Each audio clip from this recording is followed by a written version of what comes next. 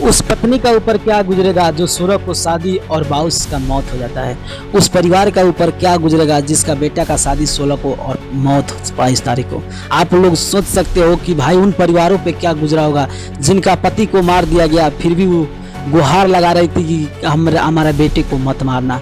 उस परिवार पे क्या गुजरेगा। 27 परिवार, 27 घर आज उजड़ गया।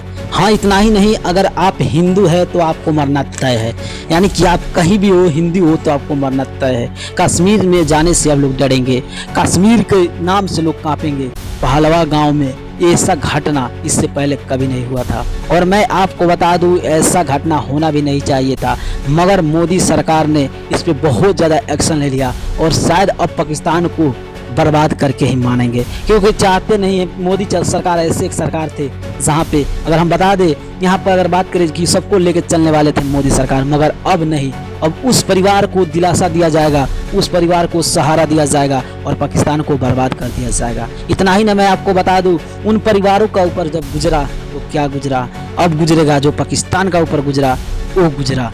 हम इतना ही नहीं, अगर आप बात करें मोदी सरकार अगर हिंदू हो तो मरना तय है, तो मोदी जी भी कह दिया कि अमित शाह भी हिंदू, प्रधानमंत्री भी हिंदू, राष्ट्रपति भी हिंदू, मगर जितना बड़े बड़े करते हैं वो सब हिंदू। मगर आपको डरना नहीं है, और अब ये लग रहा है कि मोदी सरकार कुछ ऐसे करने वाले हैं कि नक्शा से पाकिस्तान को हटाने वाले हैं, और उन परिवारों को, जिन परिवारों का बेटा जो मरा हुआ है, उन सबको सहारा देने वाले। तो आप लोग को क्या लगा कि इस तरह की घटना के बारे में आप क्या सोचते हैं? आप लोग कमेंट बॉक्स में अपना कमेंट कीजिएगा। अगर नए होंगे तो इस वीडियो को ज़्यादा से ज़्यादा शेयर करके लोगों को जागरूकता बनाइएगा।